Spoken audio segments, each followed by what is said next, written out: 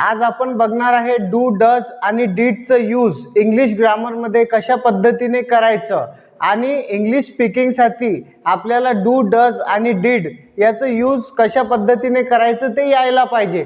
तर लगेच आपण व्हिडिओला स्टार्ट करत आहोत, व्हिडिओ शेवटपर्यंत बघा। तर आजचं टॉपिक आहे डू डज आणि डीडचा यूज कशा पद्धतीने करायचं।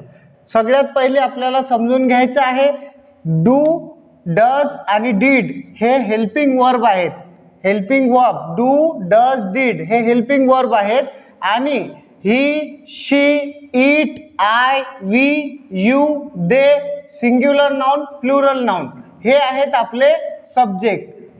Do does did helping verb, he she it I we you they singular noun plural noun हे आहेत आपले सब्जेक्ट। हे जर आपल्याला अंडरस्टँडिंग नसेल तर आपण हा टॉपिक समजणार नाही आहे। डू आणि डजचा यूज प्रेझेंट टेन्स सोबत केला जातो। कशा सोबत? प्रेझेंट टेन्स सोबत। आणि डीडचा वापर जो आहे पास्ट टेन्स मध्ये केला जातो। कशामध्ये? पास्ट टेन्स मध्ये।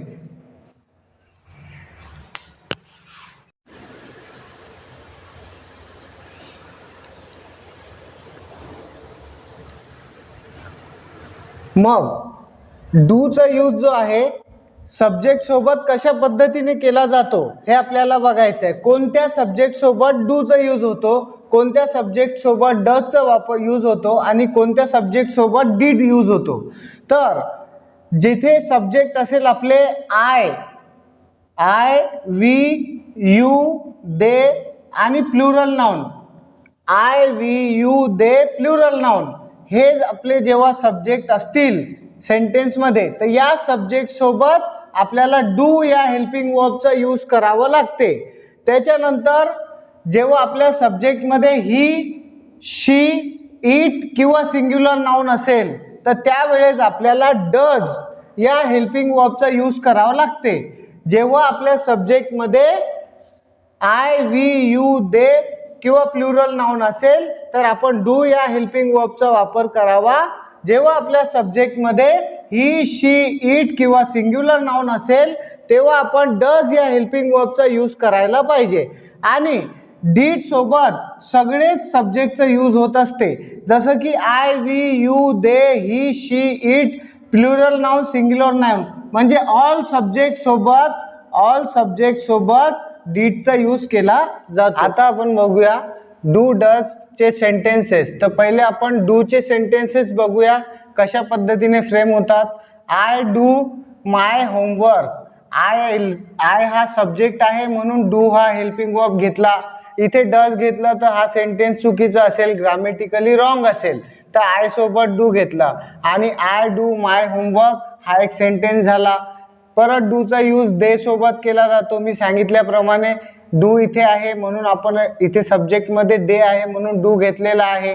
मग दे डू प्ले क्रिकेट हा सेंटेन्स फ्रेम मध्ये आला, डू पासून बनणारा हा सेंटेन्स आहे।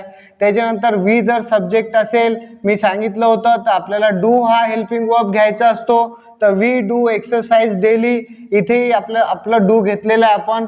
4th नंबर सेंटेन्स मध्ये बघा डू, आता डू सोबत काय घेतलेलं आहे इथे? यू घेतलेलं आहे, एक question mark. Do you speak English, do you speak English, you आणि डू हे सब्जेक्ट यू आहे म्हणून इथे डू घेतलेला आहे। त्याच्यानंतर डू द स्टुडंट्स अंडरस्टँड, इथे आपण बघितलं तर इथे डू आलेला आहे म्हणून इथे आपलं प्लुरल नाउन आहे। हा काय आहे? प्लुरल नाउन आहे। सिंग्युलर असतं स्टुडंट, आता हे स्टुडंट्स आहेत म्हणजे हा प्लुरल नाउन आहे आणि या प्लुरल नाउन सोबत डू हा हेल्पिंग वर्ब घ्यायचा असतो। मी सांगितल्याप्रमाणे आय वी यू दे किंवा प्लुरल नाउन याच्या सोबत आपल्याला डू हा हेल्पिंग वर्ब लावायचा असतो। तर I do my homework, they do play cricket, we do exercise daily, do you speak English, do the students understand हा प्लुरल नाउन आहे। तर प्लुरल नाउन सोबत डू घ्यायचं आहे। नेक्स्ट आहे डजचे सेंटेन्सेस बघायचे आहे। डजचे sentence she does his work, she सोबत आपल्याला घ्यायचं आहे डज। शी हा सब्जेक्ट असेल तर डज या हेल्पिंग वर्बचा यूज होणार आहे। सांगितलं होतं शी डज हिज वर्क अशा पद्धतीने सेंटेन्स फ्रेम बनणार आहे डजचा। त्याच्यानंतर ही जर सब्जेक्ट असेल तर डज हा हेल्पिंग वर्ब घ्यायचं, तर ही डज हिज वर्क्स अशा पद्धतीने फॉर्मेशन करायचं आहे. त्याच्यानंतर इट जर सब्जेक्ट असेल तर डज हा हेल्पिंग वर्ब घ्यायचा आहे. इट डज नॉट वर्क हा एक सेंटेन्स तयार झाला.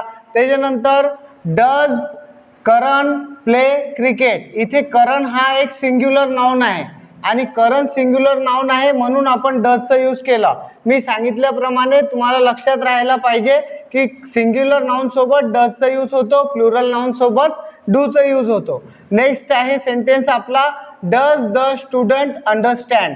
इथे हा स्टुडंट वर्ड आहे, याच्यासोबत एस नाही आहे, म्हणजे हा सिंग्युलर नाउन आहे म्हणून आपला हेल्पिंग वर्ब इथे डज असणार आहे. Does the student understand. आता बघायचे आपण डीडचं यूज बघायचं आहे, डीडचे सेंटेन्सेस बघायचे. डीडचा वापर पास्ट टेन्स मध्ये होतो. पास्ट टेन्स मधले हे सेंटेन्सेस आहे. I did my work. I did my work. They did not come yesterday. Did she call me. Did he go to school. Did the student असो किंवा students असो, singular noun असो किंवा plural noun असो, डीडचं use दोन्ही सोबत करायचं असते. Complete his homework. Did he pass the math exam. Did it rain yesterday.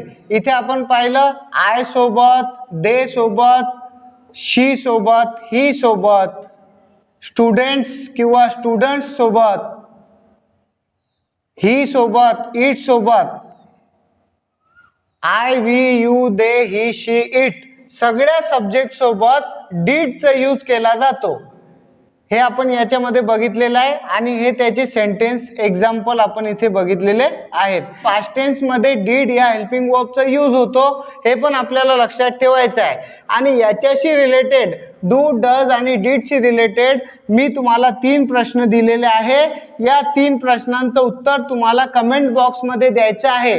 आणि व्हिडिओ जर आमचा आवडला असेल तर व्हिडिओला लाईक, शेअर आणि सबस्क्राईब करायला विसरू नका.